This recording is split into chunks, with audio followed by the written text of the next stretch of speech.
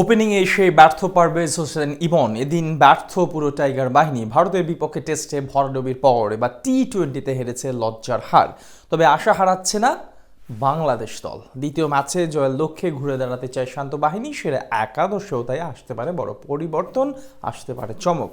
ওপেনিংয়ে তামিম আর বোলিংয়ে তানজিম সাকিবের প্রত্যাবর্তনে সেরা একাদশ থেকে বাদ পড়তে পারে কারা, সেটাই জেনে নেব প্রতিবেদনে। স্বাগতিকদের বিপক্ষে সিরিজ শুরুর আগে টাইগার অধিনায়ক কথা দিয়েছিলেন এবার টি-20 ক্রিকেটে নতুন এক বাংলাদেশকে দেখতে পারবে ক্রিকেট বিশ্ব। অথচ মাঠের ক্রিকেটে তার ছিটে ফোটাও দেখা মেলেনি। উল্টো ধরাশায়ী হতে হলো ভারতীয় তরুণদের বিপক্ষে। তাই দ্বিতীয় ম্যাচে সিরিজ রক্ষার্থে যে কোনো মূল্যে জিততে হবে টিম টাইগার্সকে, যার কারণে পরিবর্তিত একাদশ নিয়েই মাঠে নামবে নাজমুল হোসেন শান্ত বাহিনী। টি-20 ক্রিকেটে কখনোই তত ভালো দল হিসেবে খেলতে পারেনি বাংলাদেশ। ভারতের বিপক্ষে তো আরও বেশি ব্যাকফুটে থাকে সবসময়।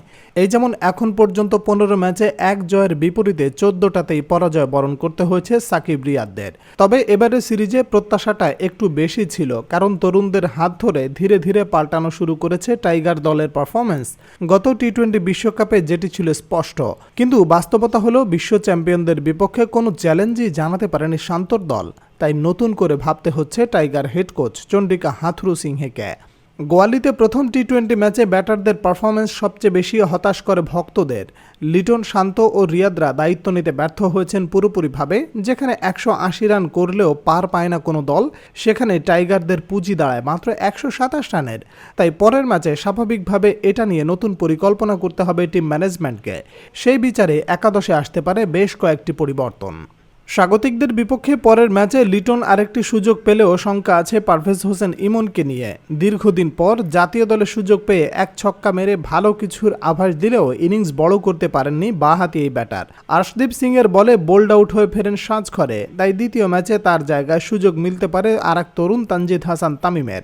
এতদিন অবশ্য টি-20-তে প্রথম পছন্দ ছিলেন তিনি, কিন্তু ভারতের বিপক্ষে তাকে বসিয়ে ইমনকে বাজিয়ে দেখেছিলেন কোচ, যেই পরীক্ষায় পুরোপুরি ব্যর্থ হয়েছেন এই ওপেনার। 3 নম্বর পজিশনে যথারীতি থাকবেন নাজমুল হোসেন শান্ত। ব্যাট হাতে গত ম্যাচে 27 রান করলেও গুরুত্বপূর্ণ সময় নিজের উইকেট বিলিয়ে দিয়ে দলকে বিপদের মুখে ফেলে দেন টাইগার অধিনায়ক।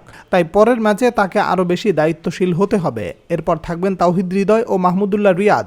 যদিও দলের সবচেয়ে সিনিয়র ক্রিকেটারকে নিয়ে সমালোচনার ঝড় বইছে চারিদিকে, তবুও শেষবারের মতো হয়তো আরেকটা সুযোগ পাবেন তিনি। মিডল অর্ডারে তাদের দুজনের সাথে থাকবেন জাকের আলী অনিক ও মেহেদী হাসান মিরাজ। জাকের না পারলেও গত ম্যাচে বাংলাদেশের হয়ে ব্যক্তিগত সর্বোচ্চ রানের ইনিংসটি ছিল মিরাজের ব্যাট থেকেই। আর ফিনিশারের ভূমিকায় থাকবেন রিশাদ হোসেন। তবে এই ম্যাচে পেস বিভাগে আসতে পারে পরিবর্তন। তাসকিনকে বাদ দিয়ে সুযোগ পাওয়ার সম্ভাবনা বেশি তানজিম সাকিবের, কারণ গত ম্যাচে বল হাতে সবচেয়ে বেশি খরুচে ছিলেন তাসকিন। বিপরীতে ভারতের বিপক্ষে সবসময় ভালো করেন জুনিয়র সাকিব।